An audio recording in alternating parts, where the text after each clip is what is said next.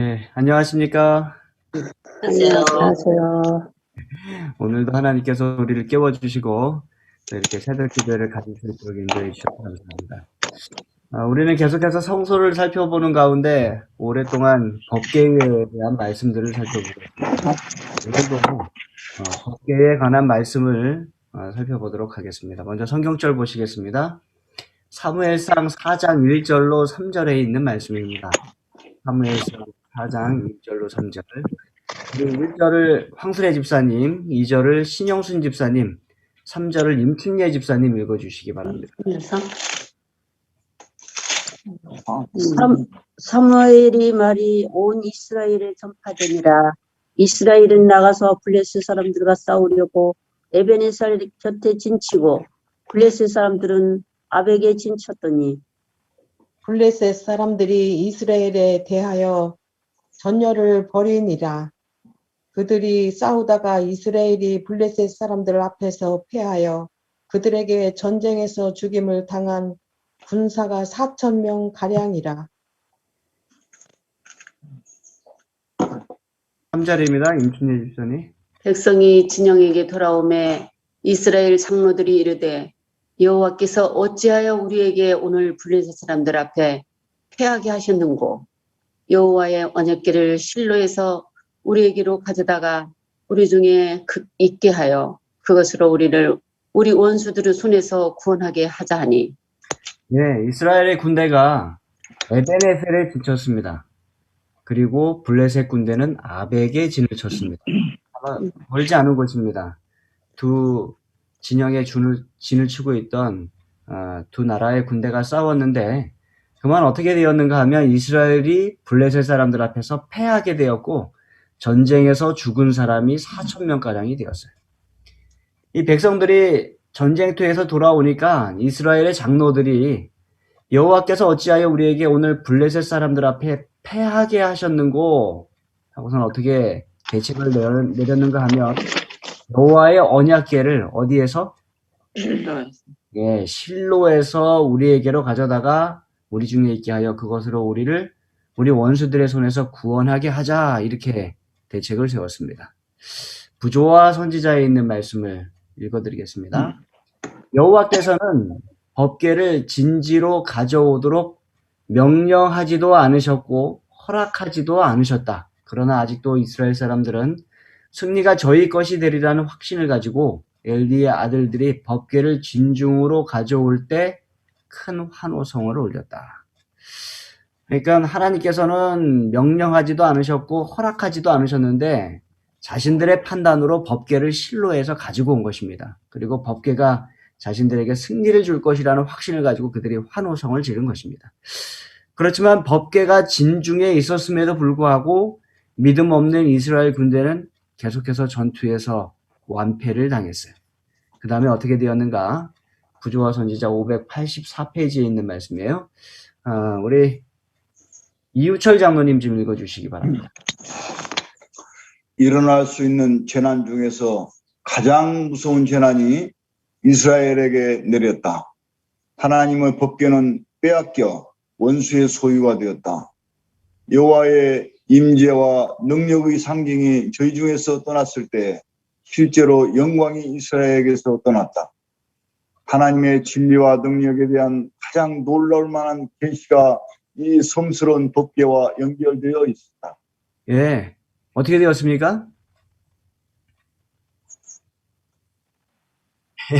전투에서 지고 하나님의 법궤를 빼앗겼어요. 가장 무서운 재난이 이스라엘에게 일어난 것입니다. 어머나, 그랬을 때 얼마나 힘들었을까. 네, 그래서 뺏겨갖고 자신들의 목적 수단으로, 달성 수단으로 이용하려고 했기 때문에 이 하나님의 법궤를 빼앗기고 하나님께서는 심히 불쾌함을 나타내셨습니다. 자, 그 다음에 어떻게 되었는가? 5장 1절과 2절에 있는 말씀입니다. 우리 정남덕 집사님, 그 다음에 김영숙 집사님 1절과 2절 읽어주시기 바랍니다. 정남덕 집사님. 블레셋 사람들이 하나님의 궤를 빼앗아 가지고 에벤에서부터 아스돗에 이르니라. 블레셋 사람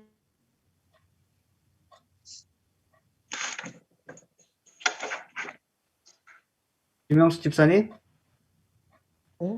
소리가 안 나? 예. 아마 지금 연결이 쉽지 않은 것 같습니다. 제가 읽겠습니다. 블레셋 사람들이 하나님의 괴를 가지고 다곤의 신전에 들어가서 다곤 곁에 두니라. 어머나, 어떨까. 아유, 이렇게 되어 예, 블레셋 사람들이 전쟁에서 이기고 하나님의 괴를 빼앗아서 흡족한 마음으로 하나님의 괴를 가져다가 어디에다 두었대요? 다곤 다곤 신전. 신전에 다곤 옆에 두었습니다. 이 블레셋 사람들의 신 가운데 하나인데요. 다곤은 머리와 요 몸통까지는 그 사람의 모양이지만 요 배부터 그 아래로는 물고기 모양을 가지고 있는 그들의 신입니다. 자, 그들의 신 옆에 이렇게 둔 이유는 무엇인가? 그것은 자신들의 신인 다곤이 하나님보다 여호와 하나님보다 우월하다라는 것을 나타내고 싶었던 것입니다. 그렇지만 그날 밤에 어떠한 일이 일어났는가? 5장 3절과 4절에 있는 말씀을 읽겠습니다. 우리 조영숙 집사님이 3절 읽어주시고 그 다음에 최병근 목사님이 4절 읽어주시기 바랍니다. 아스돗 사람들이 이튿날 일찍 일어나 본즉 다곤이 여호와의 궤 앞에서 엎드려져 그 얼굴이 땅에 닿았는지라. 그들이 다곤을 일으켜 다시 그 자리에 세웠더니 그 이튿날 아침에 그들이 일찍 일어나 본즉 다곤이 여호와의 궤 앞에서 또다시 엎드러져 얼굴이 땅에 닿았고 그 머리와 두 손목은 끊어져 문지방에 있고 다곤의 몸뚱이만 남았더라. 예, 블레셋 사람들은 다곤이 하나님보다 더 우월하다라고 생각을 해서 하나님의 궤를 다곤의 신전에 다곤 옆에 세워놨습니다. 근데 그 다음날 어떻게 되었는가? 다곤이 여호와의 궤 앞에서 어떻게 됐어요? 넘어져. 예, 엎드러져서 그 얼굴이 땅에 닿았다 이렇게 설명하고 있어요.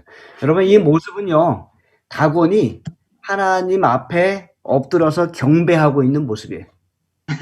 다곤이 하나님을 예배하고 있었던 것입니다. 물론 블레셋 사람들이 그 다음에 어떻게 했는가? 다곤을 다시 세워놨어요. 그런데 그 다음날 아침에 갔더니 어떻게 되어 있습니까? 또 네, 다곤이 여호와의 궤 앞에서 또다시 엎드러져 얼굴이 땅에 닿았어요. 또 예배를 드리고 있는 거예요. 그런데 이번에는 머리와 두 손목이 끊어졌어요.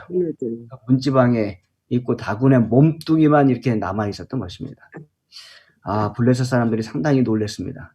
경악을 금치 못했어요. 그래서 하나님의 궤를 다른 장소로 옮겼어요. 그런데 다른 장소로 옮겼더니 그 근처에 살던 사람들이 무서운 질병에 걸렸습니다. 그리고 그들은 이것이 하나님의 여호와 하나님의 복수다라고 생각을 했어요. 그래서 또 다른 문제가 일어나지 않도록 이 궤를 가드로 옮겼습니다. 그런데 가드 사람들은 이 위험한 물품을 간수하기를 원하지 않았어요. 그래서 겁내면서 이것을 또다시 다른 도시인 에그론으로 옮겼어요. 그런데 하나님의 궤를 블레셋 어디에 갖다 놓든지 그곳 사람들이 특별한 질병에 걸렸습니다. 결국 블레셋 사람들은 공포에 질려서 그 궤를 사람들과 멀리 떨어진 들판에다 갖다 놓았습니다. 그랬더니 어떻게 됩니까? 부조화 선지자 586페이지에 있는 말씀 읽겠습니다. 우리 최성현 장로님 읽어주시기 바랍니다.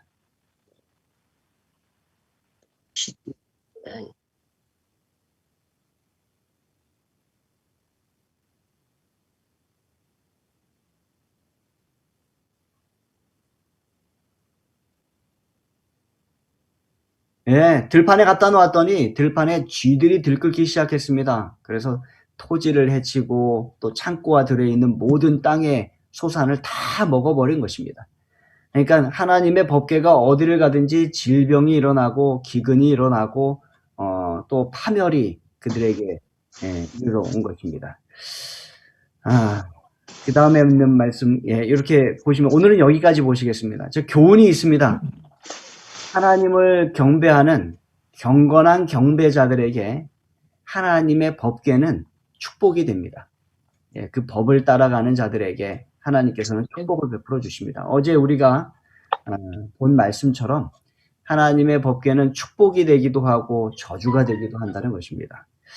믿음이 있다고 말하지만 그러나 그것들을 미신적으로 사용하려고 했던 이스라엘 백성들에게 그것이 저주가 되었어요.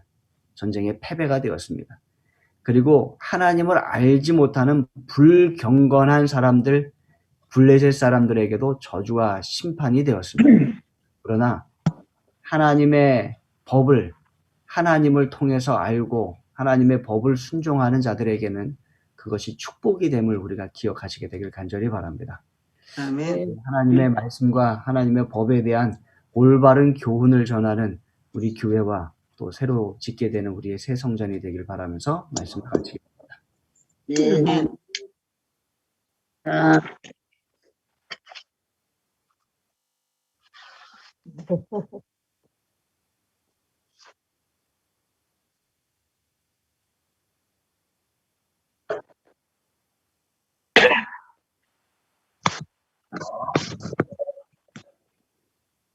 사랑과 은혜가 충만하신 하나님 아버지, 아멘. 저희들을 사랑하셔서 이 새벽 기도에 참여하게 해주시고 모든 연합하게 해주심에 감사드리옵나이다. 아멘. 매일 아침에 아버지 말씀을 저희들에게 공급해 주시어 생명으로 가는 길을 인도해 주시니 감사드리옵나이다. 아멘.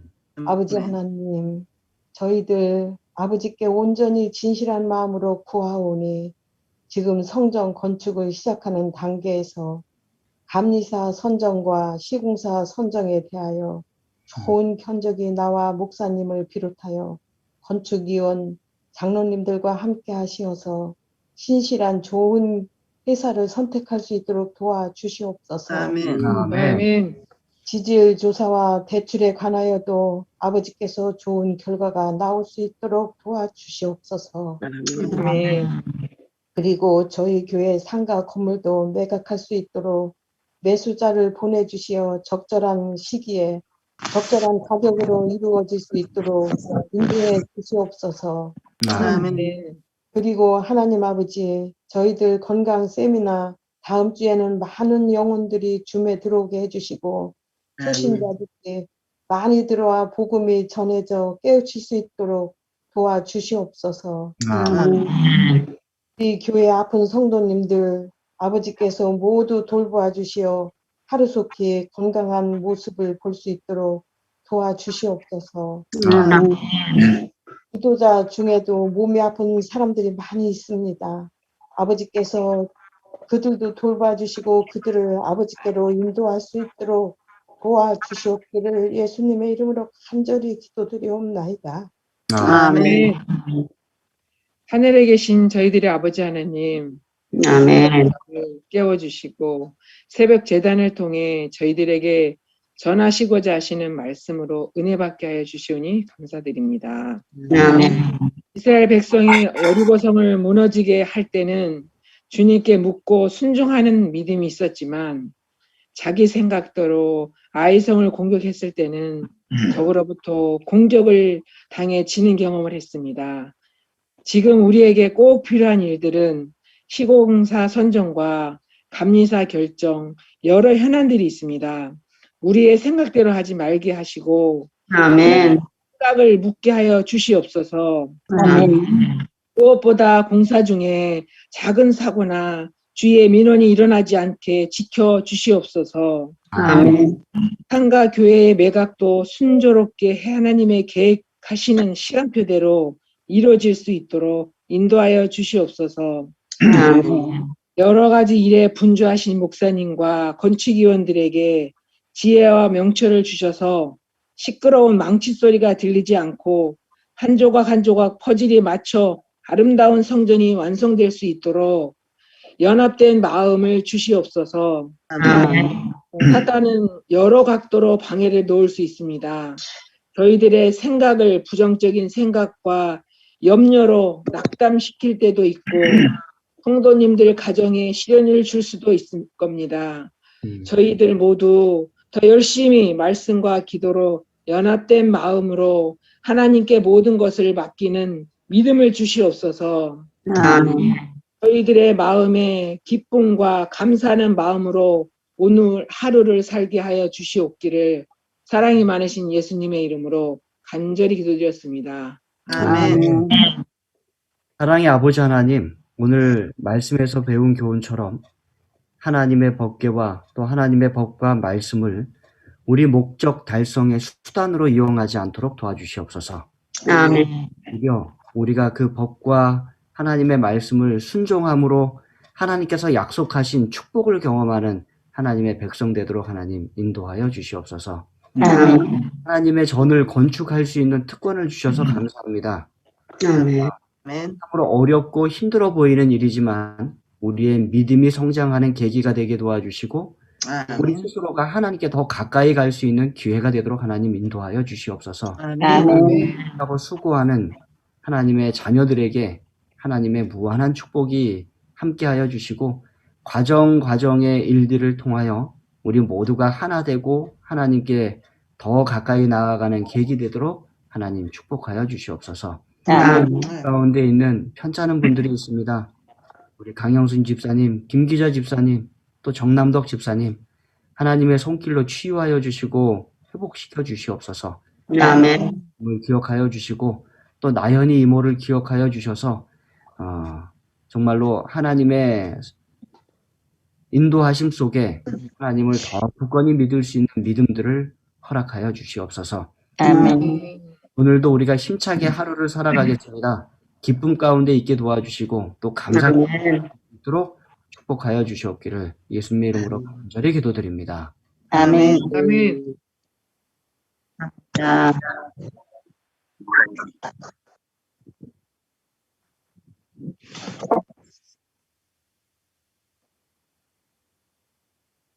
네. 수고하셨습니다. 정남덕 집사님 화이팅! 네. 네.